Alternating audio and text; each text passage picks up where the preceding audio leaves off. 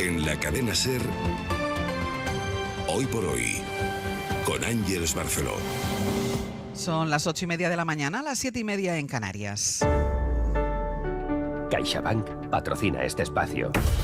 Tiempo para el análisis, tiempo para el abierto. Hoy otra vez, tengo que decir, porque la última vez que salimos fuera del estudio nos fuimos a Málaga y también estábamos en un puerto de mar y nos hemos venido hoy hasta el Port Olímpic de Barcelona con motivo de la celebración de la Copa América, pero sobre todo también para conocer cómo ha cambiado esta parte de la ciudad. Ayer yo vine al Port Olímpic a ver esta zona, no había venido desde hacía años. El taxista que me trajo dijo exactamente lo mismo, cómo ha cambiado esto. Y yo invito a los oyentes que hoy han venido personalmente a vernos aquí al Port Olímpic que se den una vuelta para que vean qué diferencia, qué bonito, qué ganas dan de salir y de pasear por este Port Olímpic de Barcelona. Tendremos tiempo de hablar del Port, de hablar de la Copa América, de hablar del mar. Ahora lo que toca es hablar de actualidad y para eso hoy están aquí con nosotros en directo Víctor Lapuente. ¿Qué tal? Muy buenos días. Muy buenos días, Ángeles. ¿Cuánto tiempo hacía que no venías al Port Olímpico de Barcelona? Pues mucho tiempo también. Y era de noche seguramente. Seguramente. Estefanía Molina, muy buenos días. Muy buenos días, Ángeles. Y Josep Ramoneda, muy buen Hola, día. buen día. ¿Tú hacía tiempo que no venías por aquí también? No, a pasear, pero más bien por las mañanas tranquilas. Digamos. Es otra franja horaria a la de Víctor. Vamos con la actualidad, que viene además muy cargada, porque es mañana de resultados electorales en Reino Unido, que además ha sido una noche larga de escrutinio. Se cerraron los colegios electorales a las 11 de la noche y los resultados oficiales empiezan a conocerse hace tan solo unos minutos. Todavía no ha terminado al 100% el recuento de votos. Tardan los británicos en hacerlo, llevan haciéndolo, como les decíamos, desde la madrugada, pero con lo que hay recontado hasta ahora, y hay un titular claro, y es que los laboristas han ganado, han arrollado con mayoría absoluta, con su mejor resultado en 27 años, y los conservadores van camino de tener el peor resultado de toda su historia. And as Big Ben strikes 10, the exit poll is predicting a Labour landslide. Bridget Maeve Phillipson, 18,837. You have voted. It is now time for us to deliver. Thank you very much. En Londres está nuestro equipo de enviados especiales siguiendo esta jornada electoral. En la sede del gobierno, en Downing Street, está el corresponsal de la SER, Lucas Font. Lucas, hola de nuevo. Hola, buenos días. Y en Westminster está Antonio Martín. Antonio, hola. Hola, Ángeles. Antonio, decía yo lo que tardan los británicos en recontar los votos en una noche electoral. ¿Sigue todavía el recuento? Sí, les queda poco, les quedan ya 12, una docena de asientos por asignar, así que ya está casi terminado. Y a la espera de esta docena, ¿cuál es la fotografía ahora mismo de la Cámara de los Comunes? Pues mira, solo queda por confirmar si Keir Starmer logra superar los resultados históricos de Blair del año 97, cuando consiguió 418 representantes. Aún está algo por debajo de la marca de entonces, pero se va acercando. En este momento, 410 asientos tiene ahora mismo el Partido Laborista en la Cámara de los Comunes. El total, recordemos, son 650. Y los conservadores confirman su mayor debacle histórica. Se quedarían en este momento en 118. Si miramos el mapa con más detalle, es una victoria sin paliativos de los laboristas en las circunscripciones de todas las grandes ciudades del Reino Unido. Ganan en los barrios de Londres, en Liverpool, en Manchester, en Cardiff o en Edimburgo. Más allá de esta marea roja que va a llegar a los comunes, los liberaldemócratas serán tercera fuerza, 68 asientos. Entra el populismo de derechas de Nigel Farage, aunque ha logrado vencer en muy pocas circunscripciones, así que se queda con solo 4 parlamentarios. Y destaca también el importante retroceso del nacionalismo escocés, pierde más de 30 asientos, ya que en Escocia también han ganado con amplia ventaja los laboristas. Lucas, tú estás en la sede del gobierno británico y vamos a ver hoy la escenificación de este cambio de ciclo político. ¿Cómo ha recibido allí la opinión pública estos resultados? Porque Sunak ha pedido perdón y el próximo primer ministro ya ha dejado claras cuáles son sus prioridades. Sí, Starmer ha celebrado la que ha sido una victoria arrolladora del Partido Laborista y ha prometido traer cambios al país. Le escuchamos. We have the chance to repair our public services because we changed the party. Decía Starmer que tenía la oportunidad de cambiar los servicios públicos porque ha cambiado el partido y su idea es cambiar también el país. Un líder laborista que se ha quedado a apenas unos escaños de distancia de la histórica victoria de Blair en 1997. Y en el lado opuesto está el Partido Conservador con un Rishi Sunak que ya ha admitido la derrota. The British people have delivered a sobering verdict tonight. Decía Sunak que el pueblo británico ha emitido un veredicto solemne esta noche, que hay mucho que aprender y que reflexionar y que asume la responsabilidad de la derrota. La debacle conservadora abrirá ahora un proceso de renovación interna que comenzará con la búsqueda de un nuevo líder. Algunos miembros del Partido Conservador han reconocido los errores cometidos en los últimos meses y ya están mostrando sus cartas de cara a esa sucesión. Habrá que ver quiénes son a partir de ahora los posibles candidatos, porque muchos altos cargos del partido han perdido su escaño, entre ellos una de las presuntas candidatas, Penny Mordaunt. Así que muchas cosas por saber todavía, Ángels, entre ellas si el gobierno laborista será capaz de revertir la deteriorada situación del país, entre ellos pues los servicios públicos, ¿no? La sanidad y la educación. Es una mañana de mucha actividad ahí en Londres. El perdedor de las elecciones irá a despedirse del rey, pero el ganador de las elecciones irá a reunirse también con el monarca, con Carlos III. Pero ¿cuánto habrá que esperar, Lucas, para la formación del gobierno? Bueno, lo primero será la dimisión de Sunak como primer ministro, algo que está previsto que anuncie aquí en las puertas del número 10 de Downing Street en las próximas horas.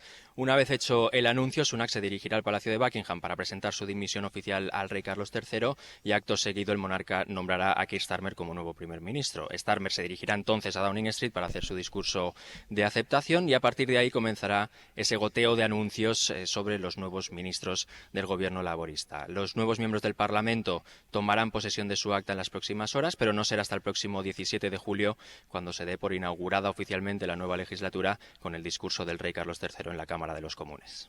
Pues Lucas Antonio, vamos a hacer una cosa, vamos a tener abiertas las líneas con Londres a lo largo de toda la mañana, a la espera de esas comparecencias, a la espera del cierre oficial de ese recuento que ha durado toda la noche y cualquier novedad que tengáis o desde Westminster o desde Downing Street, no os pedís paso, ¿de acuerdo? Muy bien. De acuerdo, hasta luego. Venga, hasta luego. Primer análisis, pues, de estos resultados históricos, esta victoria arrolladora de los laboristas y esta derrota histórica de los conservadores.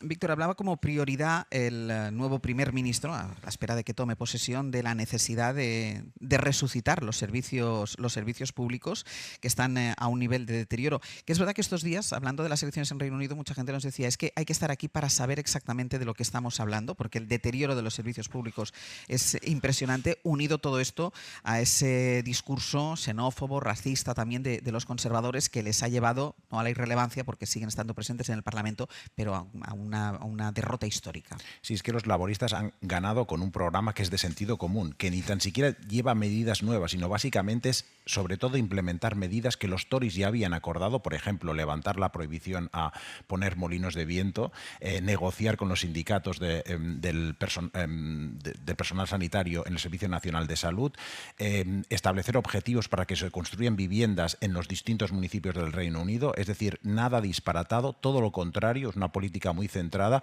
y lo que han hecho los británicos ha sido básicamente castigar al gobierno en el poder. Hemos vivido desde la posguerra, ya lo podemos decir ahora, desde la Segunda Guerra Mundial, 3 momentos históricos, 3 cambios brutales en la política británica. El primero sería en 1979, cuando la gente reacciona contra un Estado demasiado fuerte y votan a Thatcher masivamente. En el 97, cuando reaccionan contra un mercado demasiado fuerte y votan a Blair.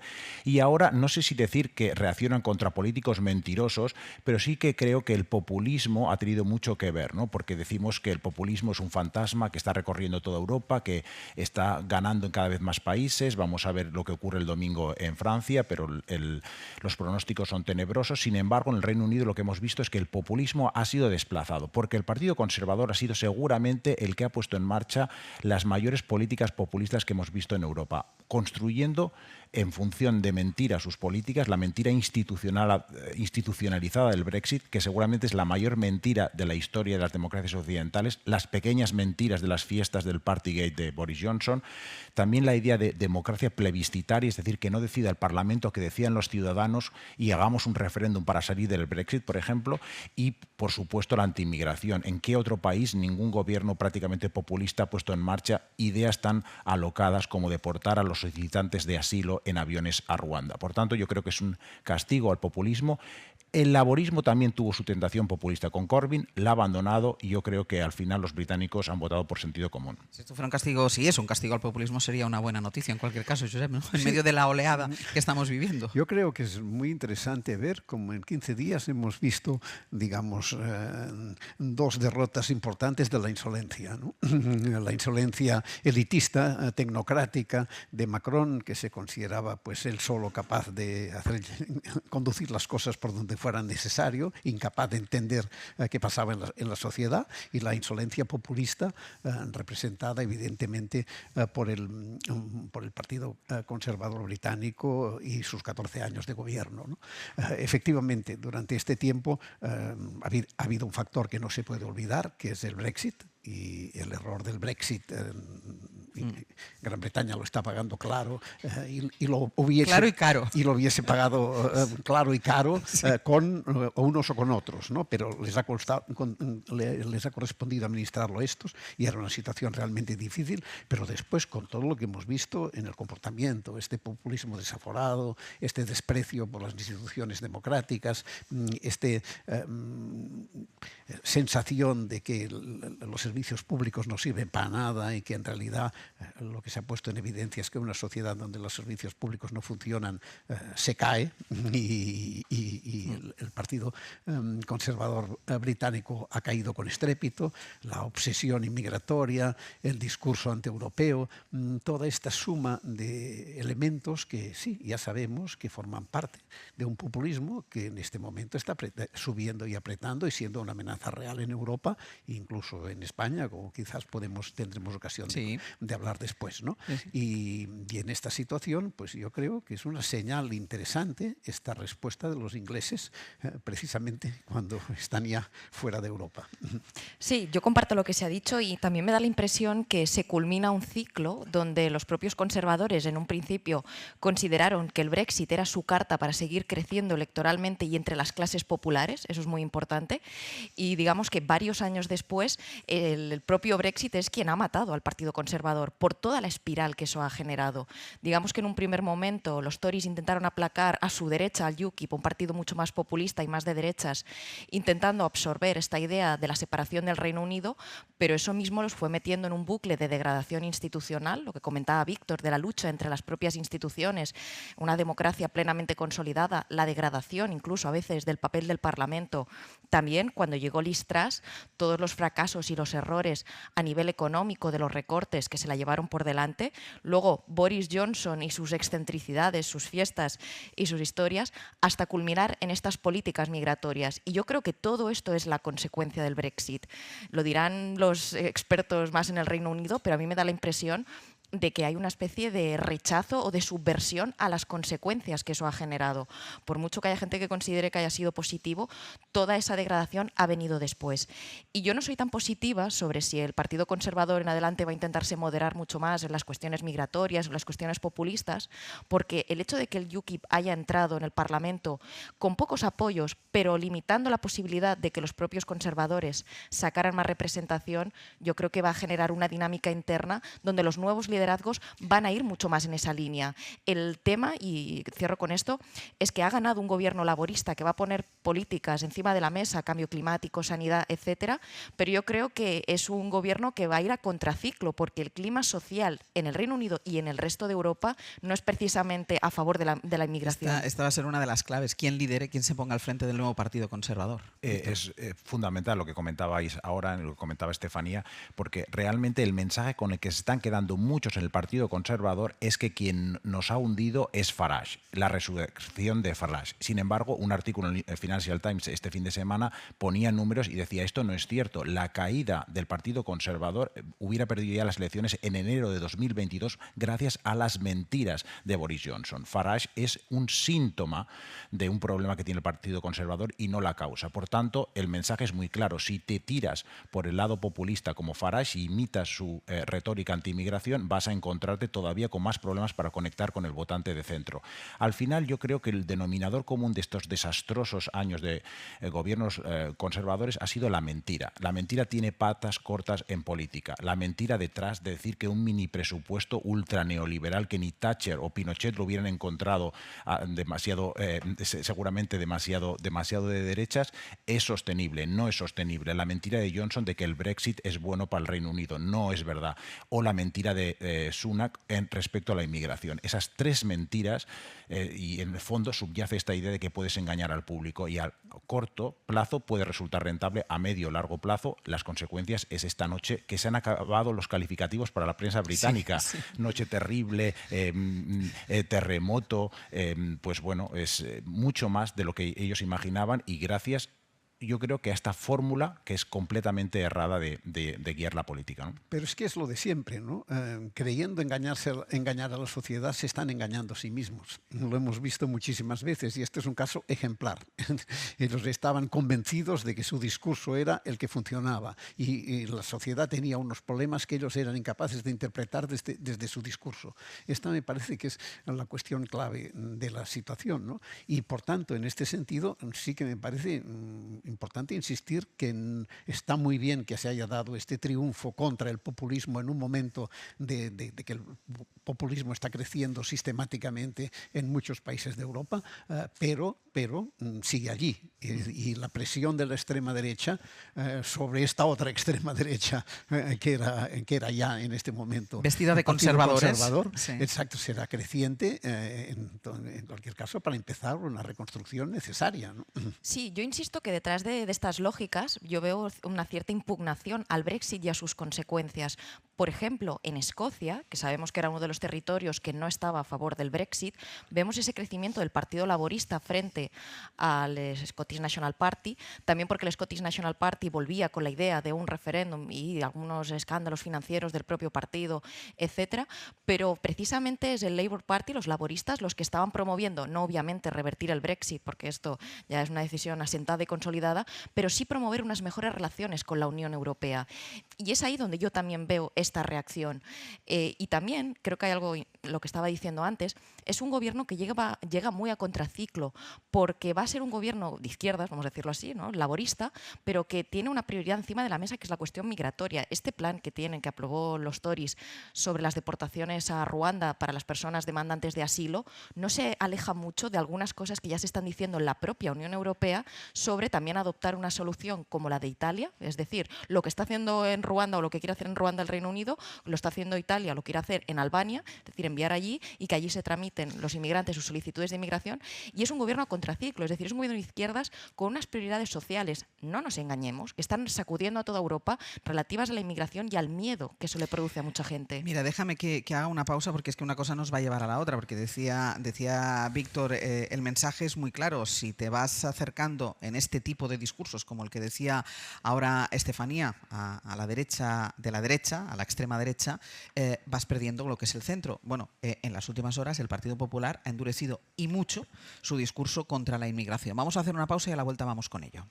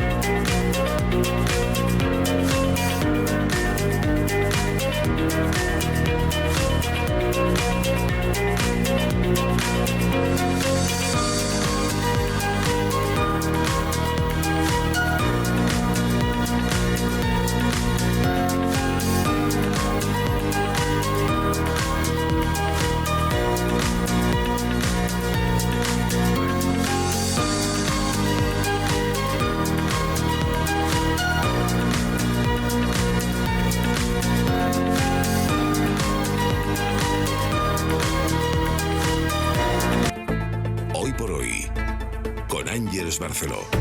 8:51 minutos de la mañana, 7:51 en Canarias, en el abierto, hoy desde el Port Olímpic de Barcelona, donde les invito a venir si están cerquita, porque valdrá la pena darse una vuelta cuando termine el programa. Mientras dure el programa tienen que estar aquí, después ya pueden ir. Hoy aquí acompañándonos Víctor Lapuente, Estefanía Molina y Josep Ramoneda, y casi tirando del hilo de lo que veníamos hablando ahora, después de la victoria de los laboristas en las elecciones del Reino Unido, está el Partido Popular inmerso en su particular pugna interna con Vox para intentar captar votantes de ese sector, de la ultraderecha, y está copiando, se está mimetizando con el discurso durísimo contra la inmigración. Ahora el Partido Popular dice que hay que recurrir a la Armada para evitar que lleguen más pateras, que lleguen más migrantes a España. Mariela Rubio, buenos días. Hola de nuevo, Ángeles. ¿Está convencida la dirección del Partido Popular, María, de que esta es la estrategia correcta para no darle aire a Vox con la inmigración, que es el discurso que de hecho ha disparado a la ultraderecha en el resto de Europa? Pero esto compromete aquí en España un posible pacto migratorio. Sí, quedó claro en la jornada de ayer cuando al portavoz popular Miguel Tellado se le preguntaba por las exigencias del PP para acordar el reparto de menores migrantes con el gobierno. En primer lugar, apoyarse en la Unión Europea y pedirle ayuda, y en segundo lugar, tratar el problema de la inmigración irregular en origen. Y desde luego, el gobierno puede disponer de las Fuerzas Armadas para defender nuestras fronteras, ¿no? Y desplegar una serie de embarcaciones que impidan que esos cayucos, esas embarcaciones, pues salgan al mar y finalmente lleguen a nuestro país. El bloqueo naval de las rutas migratorias es una reclamación tradicional de los de Abascal, y Génova ha llegado ahí endureciendo progresivamente su posición desde que el pasado viernes Feijóo hiciese lo contrario, marcar distancias con los ultras, garantizando la solidaridad total de sus territorios en el reparto de menores. ¿A qué se debe este giro de timón? Pues según explican fuentes de la Dirección Nacional, varias de las comunidades que gobierna el PP, que se reunieron el lunes en Génova, están advirtiendo de que este verano puede vivirse una situación dramática, dicen, con más de 10.000 inmigrantes llegando a nuestras costas, por lo que o el partido es contundente, aseguran, o los de Abascal cogerán vuelo. Así que, en definitiva, Ángeles, Feijóo comenzó a abordar este asunto marcando distancias con Vox, pero ha terminado aproximando posiciones en materia migratoria, algo que le afeaban tanto desde el PSOE como desde el Partido Ultra. Gracias, me parece Mariela. tremendo toda la derivada que el Partido Popular está haciendo a costa de tener como socia Vox, ¿no? Esto de poner la Armada para impedir que lleguen los cayucos, lo siguiente que es bombardearlos. Dicen que hay que evitar el efecto llamada y por otro lado aquí votan haciendo que el efecto llamada se produzca. Y luego, claro, hace falta asumir las propuestas de Vox. Hablaban así Patxi López y Abascal, así que se enfría, por tanto, como decías, Ángeles, la posibilidad de un acuerdo entre las comunidades sobre el reparto de menores migrantes de cara a la conferencia sectorial del próximo miércoles, aunque los populares siguen sin confirmar qué votarán cuando el gobierno lleve al Congreso la modificación de la ley de extranjería con la que se va a cerrar ese pacto. Mariela, ahora sí, gracias. Hasta luego. Hasta luego.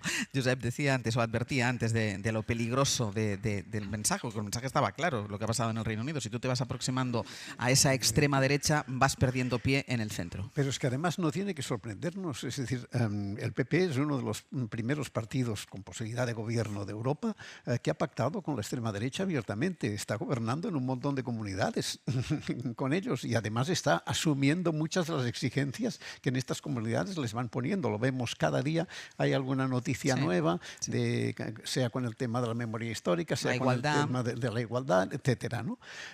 Además, a mí me parece extraordinariamente peligroso la cuestión del ejército en el tema de la inmigración, porque el ejército tiene un valor simbólico, el ejército tiene el valor del instrumento de defensa de una nación y de la guerra.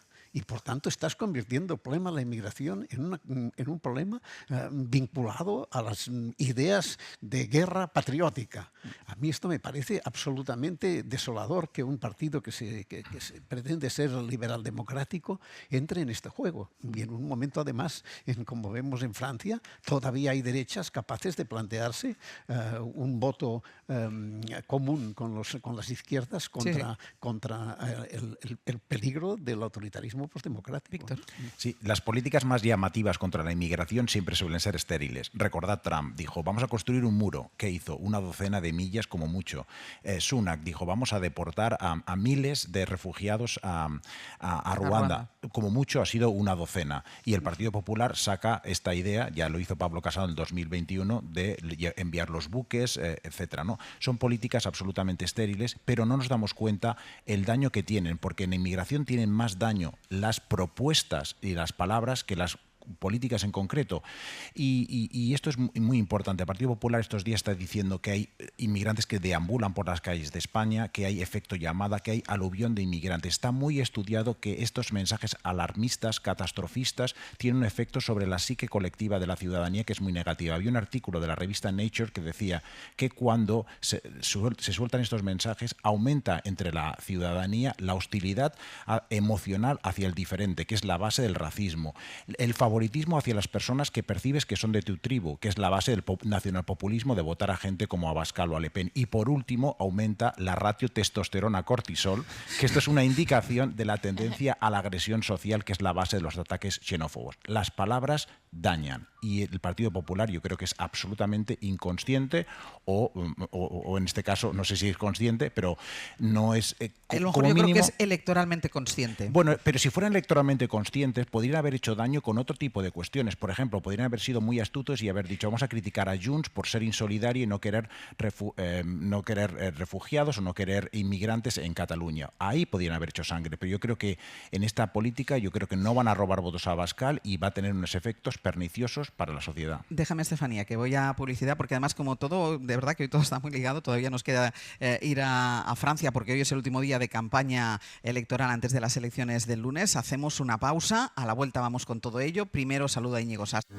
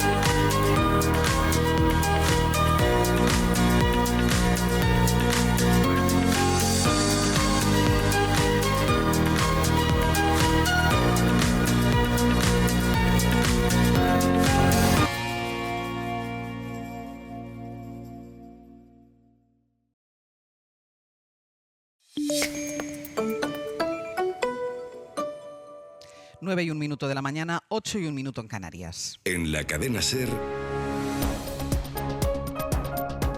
Hoy por Hoy, con Ángeles Barceló. Se lo contamos y lo estamos analizando esta mañana en Hoy por Hoy. Es el sonido de este viernes. There is much to learn and reflect on, and I take responsibility for the loss. People here and around the country have spoken.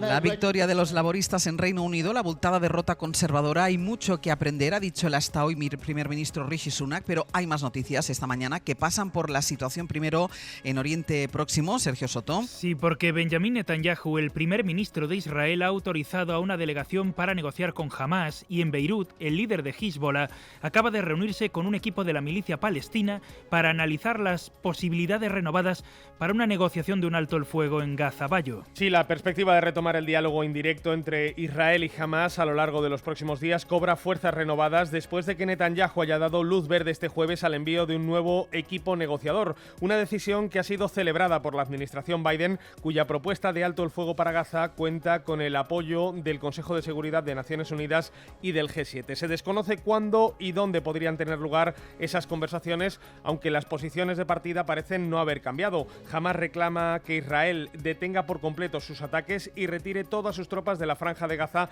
antes de llevar a cabo la liberación de los rehenes, mientras que Israel insiste en un alto el fuego temporal y la puesta en libertad de los algo más de 100 secuestrados que Hamas mantiene desde el pasado 7 de octubre.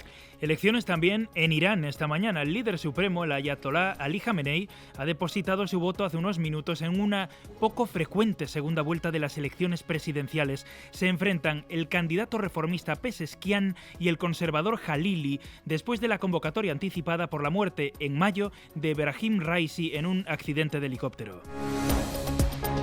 De la economía, hoy los accionistas del BBVA votan por primera vez sobre la OPA hostil lanzada al Sabadell.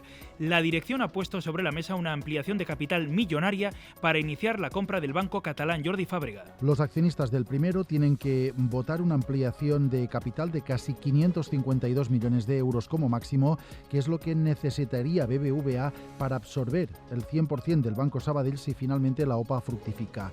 La dirección de BBVA tendrá que defender su oferta ante sus propios accionistas. Esta operación es una apuesta clara por España. Es una apuesta clara por las pymes, lo he dicho en mi discurso, y es una apuesta clara por los territorios. Este es uno de los argumentos en los que ha insistido su presidente, Carlos Torres. En todo caso, la de hoy no es una votación decisiva porque la operación sigue esperando la autorización del Banco Central Europeo, de la Comisión Nacional del Mercado de Valores y de Competencia, y tienen que ser en última instancia los accionistas del Sabadell los que decidan si quieren vender o no. Y de los deportes ampes, la gran cita del día, la Eurocopa, el España-Alemania, esta tarde los cuartos de final. Partido que perfectamente podría ser la final anticipada del campeonato. Se enfrentan desde las 6 en Stuttgart. Las dos selecciones que mejor fútbol han demostrado o han mostrado hasta el momento. España, veremos si finalmente Dani Olmo entra en el 11 por Pedri. A las 9 de la noche se juega otro de los partidos de cuartos en Hamburgo, Portugal-Francia. Los ganadores de ambos partidos, que podrán seguir en Carrusel Deportivo desde las 3 de la tarde, se enfrentarán el martes en una de las semifinales. Argentina es la primera semifinalista de la Copa América, se ha impuesto a Ecuador en la tanda de penaltis, y en Wimbledon juegan hoy Paula Badosa contra la rusa Kasatkina en el cuadro femenino, y en el masculino Roberto Bautista contra el italiano Fognini, ambos en horario de mañana. No antes de las 2:30 de la tarde le toca a Carlos Alcaraz contra el estadounidense Tiafoe.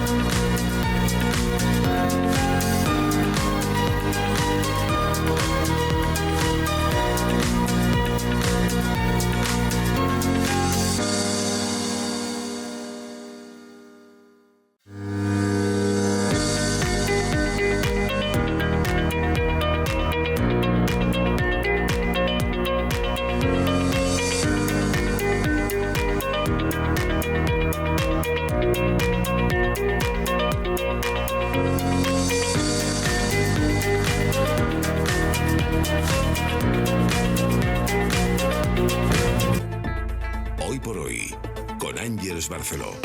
9 y 8 minutos de la mañana, 8 y 8 en Canarias, hoy en el abierto desde el Port Olímpic de Barcelona con Víctor Lapuente, Estefanía Molina y Josep Ramoneda. Estábamos con el análisis del endurecimiento del discurso del Partido Popular sobre la inmigración, la propuesta que lanzó ayer el Partido Popular de sacar a la Armada, mandarla a las costas de África para evitar la llegada de más pateras a España. Y decía Estefanía, decía Víctor, es verdad que el enunciado de las medidas contra la inmigración, porque es para luchar contra la inmigración, son estériles, o pasa que son peligrosas.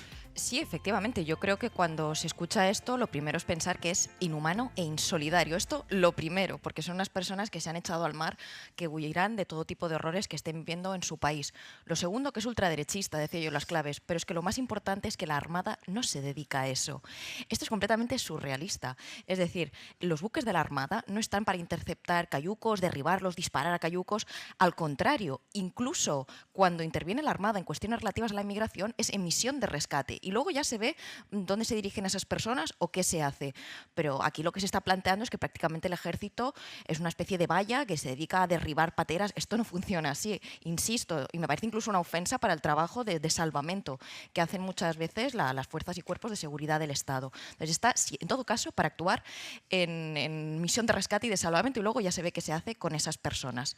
Pero yo creo que el PP se ha metido en esta especie de excentricidad porque ya hace varios días que está el run este, lo comentabais Mariola en el tema informativo, de que el Partido Popular, es decir, el Gobierno de Canarias, PP y Coalición Canaria, ha pactado con el Gobierno de España repartir cuotas de menores migrantes. Muchas comunidades del PP que gobiernan con Vox se la tienen que envainar, obviamente, porque lo ha pactado una comunidad autónoma con el Gobierno de España. El PP parece que acepta, pero a cambio, como Vox presiona para que no acepte, digamos que se tienen que inventar esto para desviar la atención y decir, no, sí, nosotros ¿no? Nos quedamos con estas cuotas, pero hacemos este discurso. Es preocupante. Yo estoy de acuerdo con lo que decía Víctor. Esto lo que genera es una especie de deshumanización de la persona que tienes delante, del drama que sufren esas personas. Y como decía en el caso del Reino Unido, hemos de ser conscientes de que esto está pasando, en este discurso está acampando a sus anchas a contraciclo, porque tenemos un gobierno progresista. Y ahí, no sé, abro la veda, yo creo que desde el Gobierno de España, desde las fuerzas de izquierdas en nuestro país, habría que hacer mucha más pedagogía, porque yo creo que no se debe comprar el discurso de la ultraderecha, pero sí con ser conscientes de que si derecha y ultraderecha hacen este discurso es porque creen que vende, y no en los ricos. Hay clases populares que a lo mejor tienen miedo, porque tienen la percepción de criminalidad, aunque la criminalidad en muchos países está más baja que nunca, crece la percepción de criminalidad. Es decir, el tema de la migración también es un problema de imaginarios en muchas veces. Y otras veces, a lo mejor la referencia que tienen es de su centro de salud, que creen que está saturado, o de su colegio, que creen que hay una cuota muy elevada de migrantes, y esas cosas habría que ponerles datos y explicarlo, porque si no se fomenta esta especie de espiral del silencio, donde campa el discurso de la ultraderecha, mientras el gobierno no es de este ciclo, no es un gobierno ultraderechista, porque yo creo que la izquierda ahí también hace una dejadez de una pedagogía necesaria. Yo creo que la cuestión básica de esto es que estas respuestas de la derecha no son para resolver el problema, sino que son para atraer hacia sí un determinado votante. Sí. No tiene más objetivo que este, pero ya saben perfectamente que no van a resolver el problema de esta manera. Y entonces yo quiero insistir en el valor simbólico, es decir, en mandar el ejército contra los inmigrantes es convertirlos en enemigos de la patria. Es un valor simbólico muy fuerte, que se entiende por lo que ha hecho siempre la derecha con la inmigración, que es maximizar el problema. El problema de la inmigración no es el principal problema de España. Genera algunos problemas, pero no es el principal problema de España. En algunos casos incluso, Josep, es la solución para algunos de los problemas de España. Entre otras cosas, porque la natalidad, por ejemplo. El caso de Cataluña es clarísimo. 2 millones de personas han venido de fuera en los últimos años y se necesita 1 millón más en los próximos 10 para que podamos seguir cobrando las pensiones. Es así de sencillo. Víctor, voy contigo. Pero fijaos que cuantos más inmigrantes necesitamos, más utiliza la ultraderecha este mensaje contra la inmigración, ¿no? El Partido Popular en estas semanas tocaba aplaudirlo, de hecho, porque tenía una predisposición a que las comunidades autónomas gobernadas por el Partido Popular se sumaran a ese acuerdo entre Canarias y el gobierno por el reparto. Tocaba aplaudirlo. Entonces es curioso que cuando el Partido Popular sustantivamente se acerca al Partido Socialista, retóricamente intenta diferenciarse todavía más, ¿no? Y ayer lo vimos también en el Pleno del Congreso sobre el acuerdo para la reforma del Consejo General del Poder Judicial. La idea es, vamos a llamar populista a Sánchez, vamos a decir que la legislatura empezó como un error y avanza como un horror, como dijo ayer Tellado, pero al mismo tiempo vamos a pactar cosas. Y es un poco la dinámica española, que tenemos esta retórica centrífuga, pero al mismo tiempo tenemos unas políticas centrípetas y de momento bastante centradas, con lo cual nos hemos de felicitar por eso, porque todavía no vemos las medidas disparatadas de Salvini o de Sunak en otros países. Y vamos a ver más pactos, seguramente en la ley de extranjería, y yo creo que la retórica agresiva del Partido Popular anticipa que pueda haber precisamente un acuerdo con el Partido Socialista en la ley de extranjería. Lo veremos seguramente en un pacto de Estado contra la violencia de género. Y yo creo que ayer Patxi López lo resumió muy bien. Dijo, busquemos el acuerdo, lo demás son cuentos. Pues vamos a ver muchos cuentos, pero también yo creo que vamos a ver acuerdos. Sí, y cuando se plantea esta medida disparatada, yo creo que se da la impresión como si España fuera la ciudad sin ley, ¿no? Aquí no hay nada, se tira la gente al mar y llegan a las costas y nos invaden a todos. Esto es completamente disparatado. España, para empezar, ya tiene vallas, tiene seguridad en sus fronteras.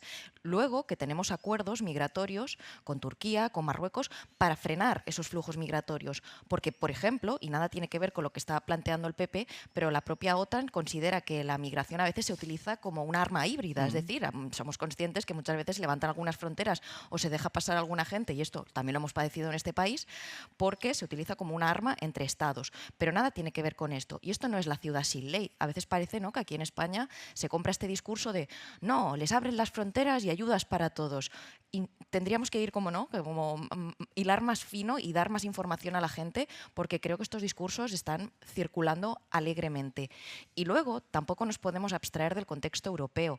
A las puertas de las elecciones europeas, 15 países enviaron una carta a la Comisión Europea considerando que a lo mejor había que gestionar de algún modo y fuera de nuestras fronteras el tema del asilo, lo que estábamos diciendo sobre la solución, entre comillas solución, de Italia o del Reino Unido, ¿no? Que en otros países atiendan esas solicitudes, que los deporten y los manden para allá. Tristemente estamos en un contexto donde eso ya lo están pidiendo países y no todos son ultraderechistas. Creo que también lo estaba pidiendo Dinamarca, que si no me equivoco, gobiernan los socialdemócratas. Entonces es un tema muy serio y se están planteando cuestiones bastante inhumanas. La ultraderecha, por ejemplo, en Francia está luchando por obtener la mayoría absoluta en la segunda vuelta de las elecciones que se va a celebrar este domingo. Es esa mayoría que le permitiría gobernar y es esa mayoría la que está intentando frenar esa gran coalición, ese bloque que se ha conseguido en Francia, esa coalición republicana de liberales y de izquierda. Corresponsal en Francia, Vicens Batalla, buenos días. Hola, buenos días, Ángeles. Y en la nota de color otra vez, Kylian Mbappé, que ha vuelto a pedir a los jóvenes que voten para frenar. Yo creo que esta vez ha sido muchísimo más claro de lo que lo fue el otro día en la rueda de prensa, también en la Eurocopa, pidiendo a los jóvenes que voten para frenar otro resultado que él ha calificado de catastrófico. Sí, bueno, Mbappé sigue sin decir el nombre del reagrupamiento nacional del partido de Marine Le Pen, pero se le entiende todo, evidentemente. El otro día Koundé habló de forma mucho más clara. Pero, es decir, la clave, que es el mensaje que está enviando Mbappé, sobre todo es la gente joven, porque la gente joven es la que vota menos. Los que fueron a votar un poco más en la primera vuelta votaron mayoritariamente a la izquierda. Se supone que si se movilizaran más, pues la extrema derecha todavía tendría más dificultades para poder tener esta mayoría absoluta. Escuchamos lo que decía ayer Mbappé. Moi, je pense que plus que jamais il faut aller voter. Là, il y a vraiment urgence. Más que nunca hay que ir a votar, hay una urgencia. No se puede dejar nuestro país entre las manos de esta gente. Es realmente urgente. C'est vraiment urgent. Je pense que hemos visto los resultados, es catastrófico y esperamos que esto va a cambiar y que todo el mundo se va a movilizar para votar y votar por el buen lado. Pour le bon côté.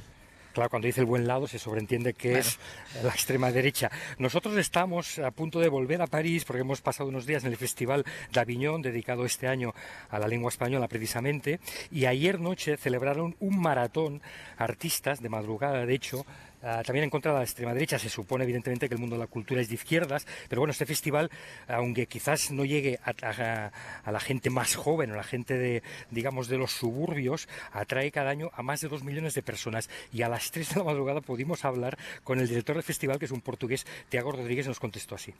El Festival de Aviñón no ha sido neutral en su fundación, no ha sido neutral durante casi 80 años y hace el apelo a todos los franceses que voten por democracia y contra la extrema derecha. O sea, me parece que su caso sí que está muy claro, con también cuál es el mensaje. A nivel ahora mismo de encuestas, que ayer todavía se podían publicar, la extrema derecha con este frente republicano de macronistas de izquierda ahora conseguiría un máximo de 240 diputados, cuando la mayoría absoluta está en 289.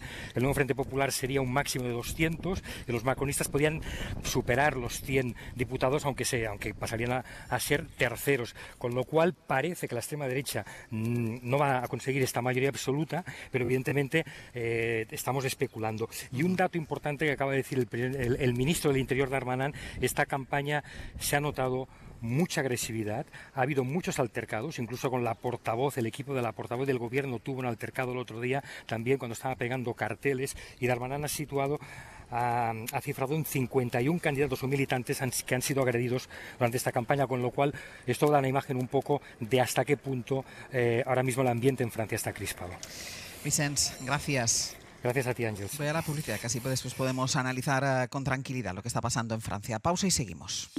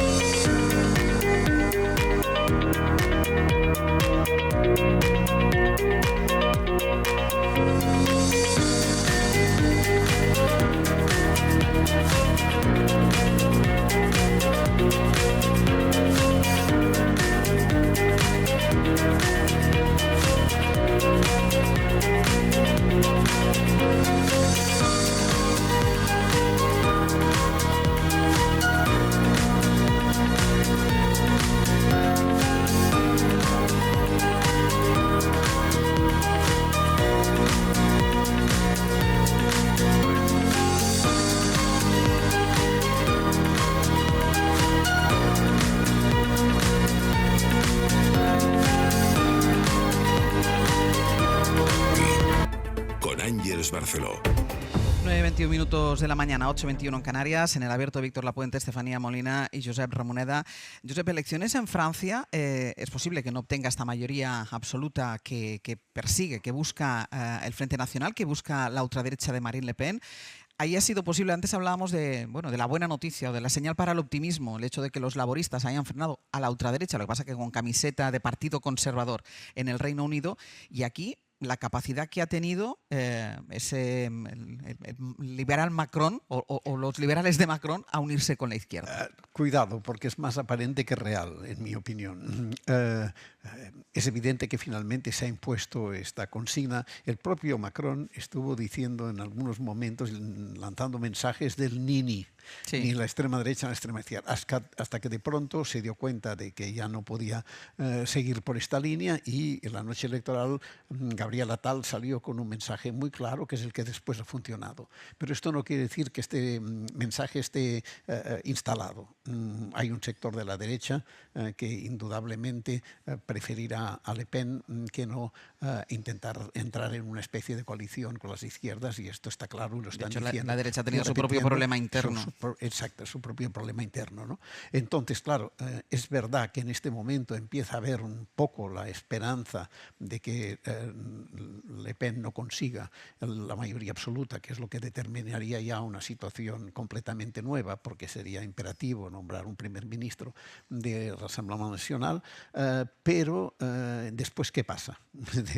Imaginemos que sí, que esta vía se cumple, que la extrema derecha cree que da cierta distancia a la mayoría absoluta y que por tanto se puede pensar en un primer ministro que no sea de extrema derecha. ¿Qué pasa? Es decir, intentará Macron, a pesar de todo lo que ha ocurrido, imponer que el primer ministro sea suyo.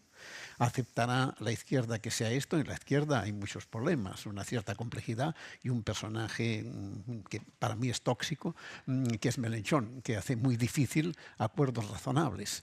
Bueno, estamos en una situación particular. Francia tenía un bipartidismo muy singular que había funcionado siempre, a veces con apoyo de grupos centristas, dos grandes partidos, y a veces con una cosa que no se recuerda y que es muy importante, que es con los sistemas de cohabitación. Es decir, Jacques Chirac gobernó 5 de sus 7 años, 5 con Lionel Jospin de primer ministro, y no pasó nada.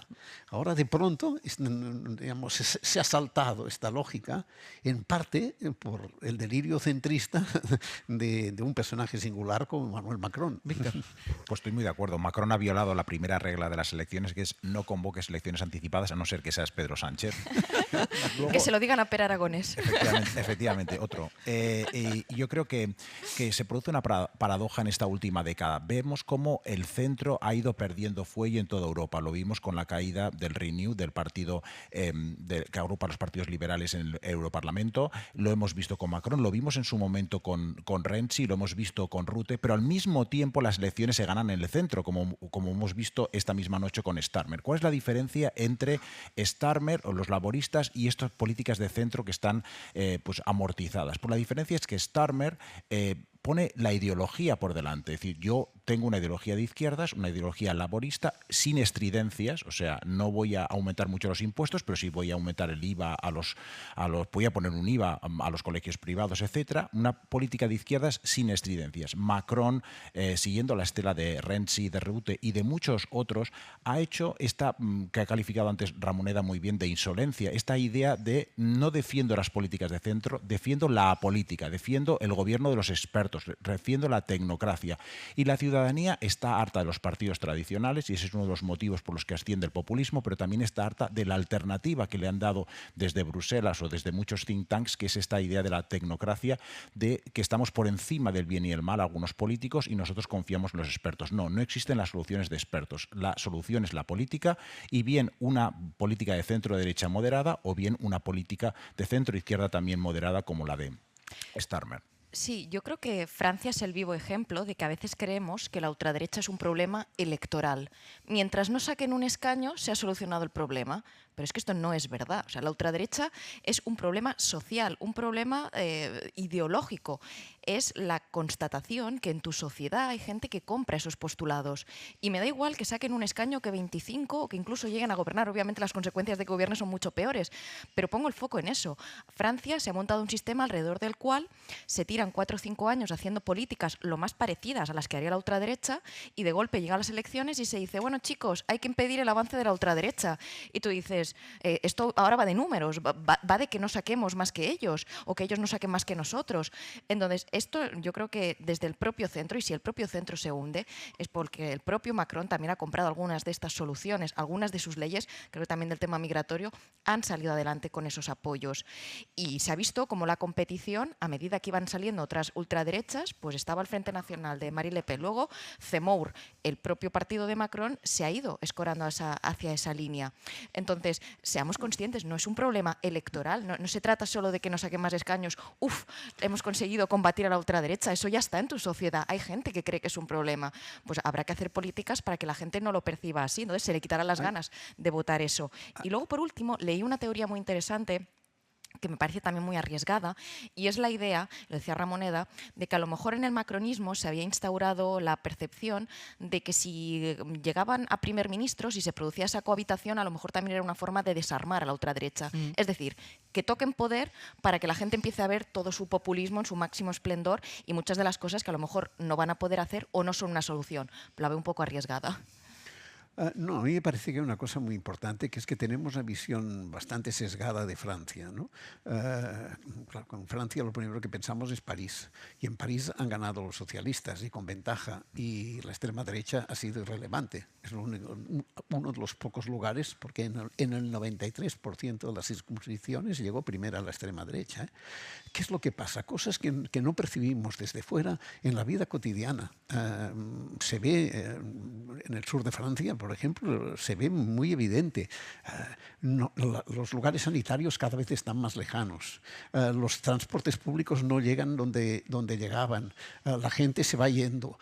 Todas estas cosas van creando un desapego, una sensación. El otro día leía un texto muy interesante, Le Monde, sobre el coche. La gente está irritada porque en todas partes tiene que ir con coche.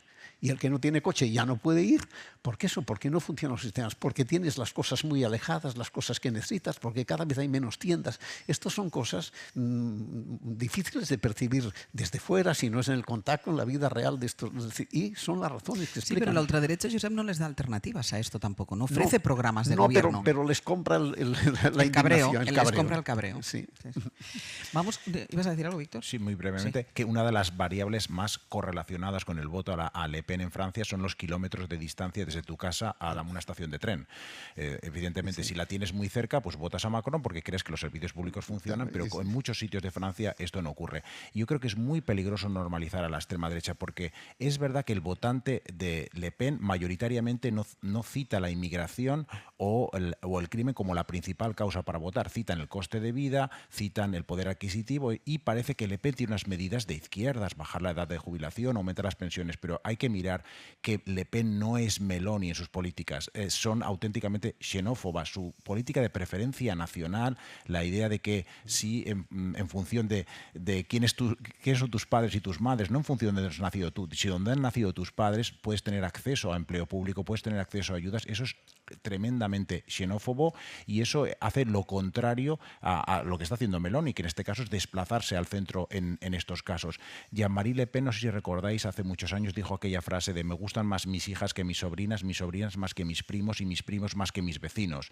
Y realmente eso armó un escándalo. Pues bueno, pues eso se está transformando en propuestas políticas concretas que Le Pen puede poner en marcha a partir del lunes. Me parece muy interesante la distinción que plantea Víctor sobre las ultraderechas que tenemos a nuestro alrededor, porque es cierto que parte del éxito que ha tenido el Frente Nacional en los últimos tiempos es esta idea de que han comprado el marco. El problema no es, como por ejemplo, a lo mejor tenemos la percepción aquí en España con nuestra ultraderecha, ellos no van para un modelo de una mujer más conservadora, ni atacan a los gays. Marine Le Pen hace fotos con el colectivo LGTBI, etcétera. No hacen ese discurso. Ellos plantean que el Islam es el problema para los derechos de las mujeres y para los derechos de las personas LGTBI. Por poner un ejemplo, algo que no tiene Giorgia Meloni. Giorgia Meloni declaradamente plantea un modelo de sociedad mucho más conservador. Cuando ella dice soy Giorgia, soy una mama, ¿no? Plantea la idea de la mujer, las limitaciones, las trabas que se ponen al aborto en muchas regiones donde viene gobernando el partido de Giorgia Meloni, nos rinde cuenta de eso. Y lo digo por la tierra donde hoy estamos, aquí en nuestra tierra en Cataluña, parte del discurso que está haciendo Alianza Catalana a mí me ha llamado mucho la atención porque me parece muy peligroso por dónde se están colando. Creo que el otro día colgaban en un consistorio la bandera LGTBI, es decir, están comprando más el modelo francés, esta idea de, para no generar anticuerpos entre las mujeres LGTBI y otras personas normales y corrientes de progreso, pues ellos ponen la bandera y dicen, no, el problema es el Islam, los moros que vienen aquí. Entonces, cuidado, porque a veces parece que compran el marco de tus valores, pero es mucho más peligroso y eso genera el crecimiento de esas ultraderechas. Hay un medidor de cuándo una ultraderecha puede hacerse mayoritaria, cuando las mujeres empiezan a votarla, porque normalmente las mujeres tienen un voto mucho más conservador frente a los extremos.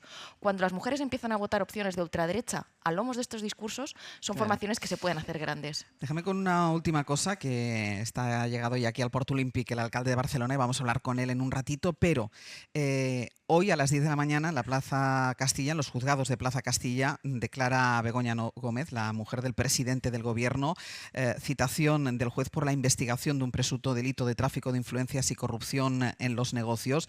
Ahí en Plaza Castilla está Pedro Jiménez. Pedro, buenos días. ¿Qué tal, Ángel? Buenos días. A ver, dos cosas. La primera, y nos lo contabas antes, el dispositivo policial que hay montado en torno a la entrada de estos juzgados de Plaza Castilla. Sí, el despliegue, Ángels, es inédito aquí en los juzgados de Plaza de Castilla. Hay más de una docena de furgones policiales, decenas de agentes repartidos por el perímetro de los juzgados madrileños y han perimetrado por completo uno de los accesos al parking, que es por donde va a entrar la investigada Begoña Gómez, que ha conseguido evitar el paseillo después de que ayer la jueza decana autorizara por motivos de seguridad esa entrada por el parking. Estamos los periodistas perimetrados, el cordón policial nos ha dejado en el centro de la isla central del Paseo de la Castellana. Para los que no conozcan Madrid, estamos como a unos 20 metros de la puerta de acceso al parking, a unos 50 de la puerta de los juzgados. Los manifestantes, Ángels, están al otro lado del Paseo de la Castellana, que ya empiezan a llegar algunos y se les empieza a escuchar desde aquí. El interrogatorio empezará a las 10 de la mañana y Begoña Gómez todavía no ha llegado. Fuentes jurídicas no prevén un interrogatorio largo después de que en los últimos escritos su abogado haya denunciado indefensión, porque dice que no sabe por qué se investiga a Begoña Gómez. Investigación abierta a raíz de esa denuncia de Manos Limpias, que bueno, se basaba en recortes de prensa y que tenía simplemente 7 páginas que fueron desmontadas por un informe de la Guardia Civil, recordemos. Esta es la clave, Pedro, por la que te quería preguntar. Es decir, llegamos a este punto a partir de esa denuncia de esa organización Ultra Manos Limpias, basada en recortes de prensa, muchos de ellos efectivamente falsos, reconociblemente falsos. Sí, eso es. Esa es la denuncia inicial. Recordemos que el juez la admitió a trámite, no dio traslado a la Fiscalía, declaró la causa secreta y pidió un informe a la Guardia Civil, pero ese informe no dijo lo que seguramente los denunciantes hubieran querido que dijera. Más bien al contrario, el informe de la Guardia Civil desmontaba los bulos de la denuncia, decía que no había indicios de delito contra Begoña Gómez. Aún así, con esa investigación abierta, la Fiscalía la recurrió, Ángels. Recordemos también este punto porque es importante. Y la audiencia de Madrid fue muy dura en un auto en el que admitió que esa investigación se abriera, pero dijo que la mayor parte de la denuncia respondía a hechos inverosímiles, erróneos y meras conjeturas. Solo dejó viva una parte, que son esos 2 contratos públicos adjudicados a un compañero de cátedra de Begoña Gómez, al empresario Juan Carlos Barrabés, que además se pagaron con fondos europeos y la Fiscalía Europea asumió esa parte de la investigación. A pesar de todos esos reveses judiciales, el juez Peinado ha mantenido la citación como imputada de Begoña Gómez en el día de hoy, en la mañana de hoy, y bueno, vamos a ver qué es lo que ocurre, ¿no? Porque fuentes jurídicas nos apuntan a que Begoña Gómez puede negarse a declarar porque no conoce los hechos por los que se le investigan. Es una investigación prospectiva, dice su abogado. Pues vamos a hacer lo mismo que hacíamos con Londres, Pedro. Dejamos líneas abiertas. A las 10 está prevista el inicio del interrogatorio. Decías que todavía no había llegado Begoña Gómez a estos juzgados. Si hay cualquier novedad, nos pides paso. ¿De acuerdo? Perfecto. Hasta ahora, Pedro. Está la portavoz del Gobierno, Pilar Alegría, en un desayuno informativo esta mañana en Madrid. Precisamente le han preguntado por esto, por lo que va a pasar en unos minutos, por esa declaración de Begoña Gómez en los juzgados de Plaza de Castilla. Resulta absolutamente incomprensible que de una denuncia falsa haya llegado tan lejos. Yo iba a ir a declarar una mujer que en estos momentos y todavía a estas fechas no sabe de qué se le acusa. Y lo único, como digo, que conocemos es una denuncia falsa propuesta por Hazte Oír y por Manos Limpias y desde luego lo que les puedo trasladar es la máxima tranquilidad porque sabemos eso, que hay una denuncia falsa y que no hay nada, absolutamente nada. No hay nada, que es la misma frase que nos dijo Pedro Sánchez el lunes en la conversación que mantuvimos aquí en Hoy por Hoy, a la pregunta de, aunque no sea constitutivo de delito, ¿hay algo o puede haber algo reprochable en la actividad profesional de su mujer, de Begoña Gómez? Y la respuesta, que acaba de repetir ahora mismo la portavoz del Gobierno, es no hay nada. Una pausa y hablamos con el alcalde de Barcelona.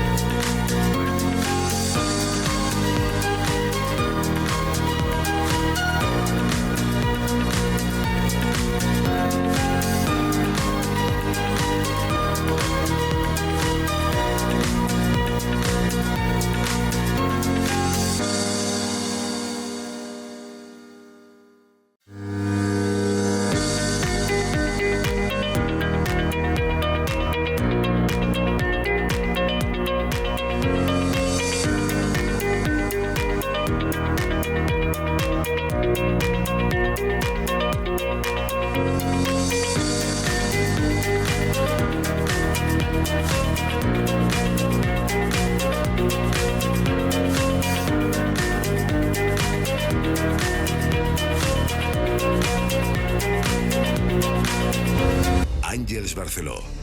9:39 de la mañana, 8:39 en Canarias. En el abierto Víctor Lapuente, Estefanía Molina, Josep Ramoneda. Y saludamos ya al alcalde de Barcelona, Jaume Collboni. Alcalde, ¿qué tal? Muy buenos días, muy buen día. Muy buen día, muy buenos días y bienvenidos y bienvenidas al Port Olímpic de Barcelona. Bueno, puedo decir al nou Port Olímpic, porque al nou Port Olímpic de Barcelona. La transformación que está viviendo, porque todavía no está al 100%, pero la transformación que está viviendo esta zona de Barcelona, del puerto de Barcelona, es, antes lo hablábamos en el inicio del programa, yo que no había venido aquí desde hacía muchísimo tiempo, alcalde, me ha parecido otro Port Olímpic. Este tipo de proyectos necesita siempre de un acontecimiento, y estamos hablando de la celebración de la Copa América, para poder tirarlos adelante. Este es un gran espacio que gana la ciudadanía de Barcelona. Piensa que el espacio público que recuperamos en el Port Olímpic equivale a 4 manzanas del distrito de l'Eixample. Es un espacio que va a ser de paseo, va a ser de ocio, va a haber una zona de restauración, de restaurantes y bares. Ganamos un gran paseo, una gran rambla nueva, que es el Dic de Rassell, dique de abrigo. Ganamos espacio económico de la economía que quiere la ciudad, una economía basada en la tecnología, en el conocimiento, en la sostenibilidad. Aquí donde estamos justamente va a ser un ámbito donde se van a instalar empresas de economía azul, donde antes había pues chiringuitos de turismo de borrachera, que no es lo que queremos en Barcelona. Es decir, yo creo que aquí, en este espacio del Port Olímpic, junto con la Escuela Municipal de Vela, que es digamos, una institución de la cual estamos muy orgullosos en Barcelona, donde casi 20.000 niños y niñas pasan cada año para aprender a navegar, pues yo creo que va a ser un redescubrimiento. Tú lo has dicho esta mañana y además creo que también el taxista te lo ha dicho. El taxista que me trajo ayer dijo, yo no había vuelto aquí desde hacía no sé cuánto. Digo, no, yo tampoco. Pues justamente eso es lo que pretendemos, que la gente de la ciudad vuelva al Port Olímpic y que la gente de la ciudad y que Barcelona vuelva a reconectar con el mar. Ayer mismo, antes de ayer, inaugurábamos el bus Nàutic, que conecta la nueva Bocana con las Ramblas, con las futuras Ramblas. Estamos haciendo las Ramblas nuevas para bajar al mar, estamos haciendo la Vía Laietana nueva para bajar al mar, estamos remodelando la parte baja del Paral·lel que conecta con el mar, reconectar con el mar. Y la gran excusa, efectivamente, pues es una regata que es la más importante del mundo, la más antigua, que es Copa América, a la cual vinculamos un programa cultural espectacular, que por cierto empieza la semana que viene. También invitamos a toda la ciudadanía, que son los concerts a la playa, los conciertos en la playa, con Dudamel, entre otros invitados, justamente para que la gente también baje a la playa, evidentemente en actividades abiertas y gratuitas para el disfrute de todos los ciudadanos. Me está enumerando todo lo que están haciendo y ayer recordábamos, cuando veníamos para aquí, lo recordaba con Marcos, con el técnico, la ciudad está un poco en obras, alcalde. Claro, la ciudad está un poco en obras. Claro. Y ayer recordábamos como Dani De Vito fue a Madrid a presentar una película y se encontró con un Madrid en obras también. Y le preguntó, bueno, cuando le hicieron la primera pregunta, él dijo, bueno, espero que el alcalde haya encontrado el tesoro. ¿Ha encontrado el tesoro ya, señor Collboni? Porque, alcalde... El tesoro lo encontraremos todos cuando veamos... El nuevo frente litoral, cuando acabe este mandato, completamente renovado y completamente con nuevos accesos, ¿no? Las ramblas nuevas que estamos haciendo, las ramblas nuevas. Se dice rápido, sí.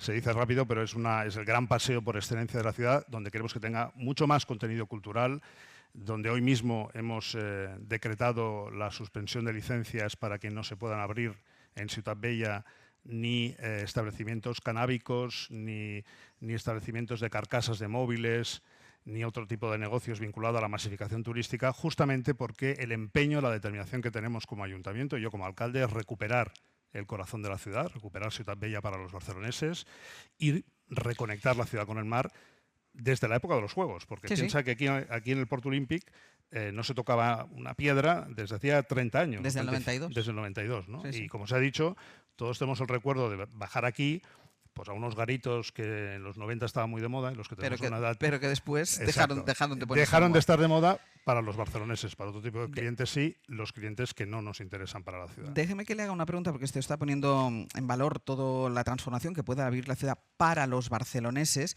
pero, y usted lo sabe, porque además, y ahora hablaremos de la serie de medidas que usted está poniendo en marcha, la primera, por ejemplo, la más reciente, la de esta misma mañana, sobre este tipo de establecimientos que habla, pero los barceloneses tienen que irse de Barcelona, alcalde, porque no pueden pagar el alquiler en Barcelona. Por eso hemos anunciado que queremos eliminar los pisos turísticos de la ciudad de Barcelona, entre otras medidas. En estos momentos Barcelona, como otras grandes ciudades que tienen turismo, tienen un contraste, tienen un conflicto entre el derecho al acceso de la vivienda, que para nosotros es la prioridad, que está expulsando gente de la ciudad, sobre todo gente joven de clase media y de clase trabajadora, con un uso económico, que podía ser legítimo en su momento, pero que ante el contraste con esa falta de vivienda, pues nosotros pensamos que prevalece el derecho al acceso a la vivienda y, por lo tanto, aprovechando un decreto de la Generalitat, hemos anunciado que no renovaremos ninguna licencia en noviembre del 28, que es el plazo que establece la ley del Parlamento de Cataluña. Y, alcalde, ¿conocen experiencias previas de que esto se haya hecho en algunas otras ciudades europeas o del mundo y que realmente haya repercutido en el descenso en el precio de la vivienda? Hombre, objetivamente, poner 10.000 viviendas de golpe en el mercado yo creo que es relevante. Piensa que en las mejores épocas de construcción, de promoción de vivienda libre en la ciudad de Barcelona, de vivienda privada, se construían 1.000. Es decir, equivale a 10 años de producción de vivienda libre, de vivienda en el mercado, de una tacada. Con lo cual, claro que va a repercutir, sino que eso lo pregunten a las 10.000 familias que podrán acceder a una vivienda que ahora no pueden hacerlo, ¿no? Y yo creo que además hay un factor que a nadie se le escapa de convivencia en las comunidades de vecinos. A nadie que le preguntes le gusta tener un piso turístico en su comunidad. Y efectivamente eso responde a una época muy determinada. Esto empezó hace 15 años con el señor Mas en la presidencia de la Generalitat, desregulando muchas actividades, estableciendo la barra libre en muchos sectores a través de una ley que se llamaba Ómnibus, con la cual tú llegabas con tu piso, estuvieras donde estuvieras, con 240 euros dabas de alta el piso y empezabas a explotarlo. Bueno, yo creo que ese modelo no es el que queremos en Barcelona. Hay una ciudad pionera que va por delante de nosotros, que es la ciudad de Nueva York. Nosotros somos la segunda ciudad del mundo y te puedo asegurar que, bueno, ayer vi ella, que vino a visitarnos al ayuntamiento, porque también hay pequeños municipios que tienen el mismo conflicto entre vivienda y uso turístico, y también se ponen al lado de los vecinos y de los habitantes, ¿no? Y Nueva York abrió un camino, lo ha empezado a abrir, y Barcelona es la primera gran ciudad europea, pero yo te aseguro que Florencia, Ámsterdam, París ya nos han preguntado sobre la medida y sobre cómo se puede regular, ¿no? Alcalde, mañana hay convocada una manifestación contra el turismo. ¿Usted se va a reunir con los convocantes para escucharlos? Nosotros estamos en contacto permanente con todas las entidades que están preocupadas por la evolución del turismo en la ciudad. Tenemos un Consejo de Participación de Turismo y Ciudad desde hace casi 8 años, que se reúne regularmente. La última reunión fue hace un mes y medio. Pero yo creo que no quiero que se malinterprete o se deduzca que estamos haciendo un discurso contra el turismo en general. Porque el turismo es una fuente de riqueza. Genera empleo, genera movilidad. Pero masificado es un problema para el que vive en la ciudad. El tema es la masificación del turismo y las consecuencias en una ciudad de la masificación turística. Estamos en eso, en limitar, evidentemente, cuando se dice, bueno, entonces, ¿qué hay que hacer? Limitar, bueno, lo que puede hacer una ciudad, lo que puede hacer, porque la gente que quiere venir, viene, es limitar la oferta. Es decir, no poner a disposición más, entre comillas, camas disponibles en la ciudad y limitar la oferta, o limitar el acceso, o poner una tasa turística. Nosotros somos la única gran ciudad de España que tiene tasa turística que pagan los turistas, con lo cual hacemos 3 cosas.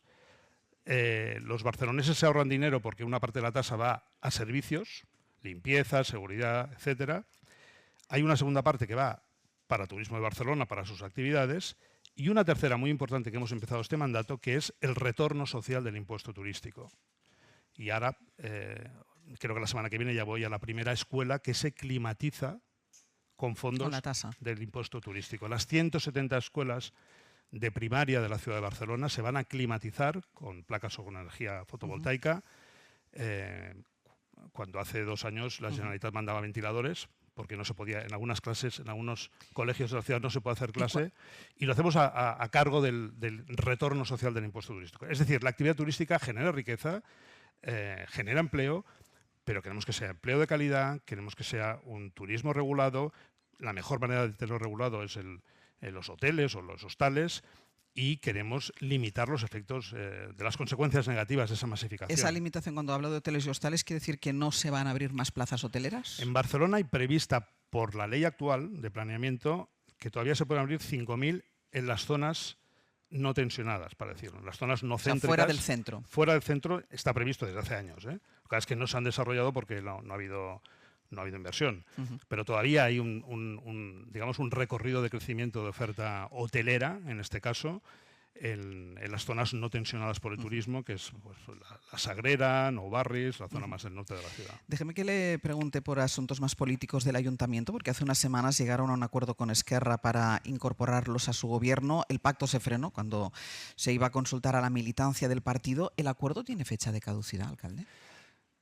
Yo dije desde el principio que iba a ser un alcalde progresista, que quería configurar una mayoría progresista, que es la que ha votado la ciudad, y que quería desarrollar políticas progresistas. Creo que lo que acabamos de explicar ahora tiene que ver con una orientación progresista de las decisiones que estamos tomando desde el gobierno de la ciudad.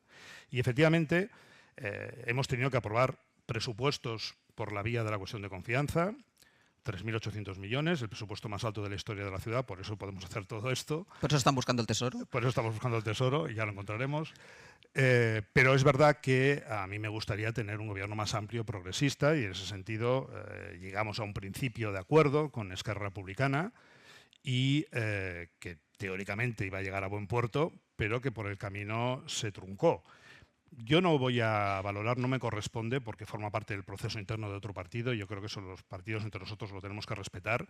Es evidente que Esquerra Republicana está en un debate y es evidente que esa decisión, que estaba ya tomada por el grupo municipal y por la dirección del partido en la ciudad de Barcelona de Esquerra Republicana, pues hubo un momento que se truncó. Porque ha sido el primer escenario de del problema interno, claro, de la división que tiene ahora Esquerra Republicana. Y a partir de ahí, por eso también le quiero preguntar, ¿es una decisión la que pueda haber en el Ayuntamiento de Barcelona que tiene algo que ver con la que pueda haber en la Generalitat? ¿Son dos decisiones que son dos compartimentos diferentes? O sea, ¿puede haber acuerdo en Barcelona y puede no haberlo en la Generalitat? Podría ser, porque son carpetas diferentes y son lógicas diferentes. Y yo creo que la madurez de los grupos políticos en la ciudad de Barcelona, que debemos tener todos, nosotros también, es tener la lógica de la ciudad, porque al final de lo que estamos hablando, de todo lo que hemos hablado hasta ahora, son de gestión del turismo, de mejoras urbanas, de acceso al mar, de construcción de parques, de zonas públicas. Los acuerdos en una ciudad se tienen que hacer sobre esa base, en esa lógica, y evidentemente con una orientación progresista. Y en ese sentido siempre hay, evidentemente no nos podemos abstraer del contexto político. Somos la ciudad de Barcelona, somos la segunda ciudad de España y somos la primera ciudad gobernada por la izquierda en España, ¿no? Entonces es evidente que tenemos siempre una presión añadida que hace que influya el contexto político, pero son carpetas separadas y nosotros mantenemos, y lo quiero decir, nosotros mantenemos la puerta abierta y la opción a configurar una mayoría progresista con Esquerra Republicana, también con los comunes, la oferta está también encima de la mesa, lo que pasa es que con Esquerra habíamos llegado ya a Porque una posible incorporación de Esquerra al gobierno cierra la puerta a los comunes. Para nosotros no. ¿Para ellos? Eso se lo pregunta a ellos. ¿Pero usted qué intuye? No, nosotros hemos mantenido y mantenemos que queremos hacer una mayoría progresista en la ciudad de Barcelona, que es lo que la ciudad ha votado. Barcelona es una ciudad progresista, siempre ha tenido aritméticas mayoritariamente progresistas, siempre ha tenido durante muchos años, vaya, la inmensa, el 90% del tiempo democrático en la ciudad de Barcelona ha habido alcalde socialista y coaliciones progresistas, coaliciones de izquierda. Esa es la fórmula que yo defiendo. Y una última cuestión, porque aunque me diga que son compartimentos estancos, pero sí usted me ha dicho el problema interno de Esquerra al final condiciona la negociación que estamos teniendo en el Ayuntamiento, condiciona la que se está manteniendo también para la Generalitat de Cataluña. Y como es la pregunta que a todos los catalanes nos hacen todo el rato... Yo creo que de Madrid ayer, imagínate. ¿Cuántas veces le preguntaron? Hola, ¿qué tal? ¿Cómo estás? Oye, lo de Cataluña, ¿cómo va a acabar? ¿Va a haber repetición electoral en Cataluña, alcalde? Pero eso nos pasa hace muchos años, ¿no? Muchos. Y normalmente, ¿qué decimos? Pues ya veremos. Yo siempre digo, no lo sé. Pues no lo sé. ¿Esa es la respuesta del alcalde también? Pues no lo sé. Yo estoy confiado y a mí lo que Salvador Illa me traslada es optimismo y confianza en que va a haber un acuerdo. Vamos a ver en qué términos y en qué plazos. Pero es que si no hay un acuerdo progresista, habrá elecciones. Y creo que viendo lo que está pasando en Europa, que lo habéis comentado antes, desafecciones, las elecciones del domingo en Francia, el resultado hoy en el Reino Unido, hombre, yo creo que muestran un camino que es el de restablecer la confianza de la ciudadanía en la política y en las elecciones, en respetar los resultados de unas elecciones, o no preguntarle a la gente otra vez al cabo de 2 meses porque no me he puesto de acuerdo, te lo vuelvo a preguntar, si nos van probablemente a decir lo mismo o alguna de las cosas con algún matiz que igual no nos gusta nada. Es decir, creo que es nuestra obligación sentarnos y llegar a acuerdos, ¿no? Y es evidente que la aritmética hoy en Cataluña, y es el mandato popular, es que hay una opción de coalición de progreso, y si no se puede configurar esa coalición de progreso con Salvador Illa de presidente de la Generalitat, pues habrá que ir a elecciones. Pues, alcalde, muchísimas gracias y muchísima suerte. Moltes gràcies. Adeu. Adeu, gràcies.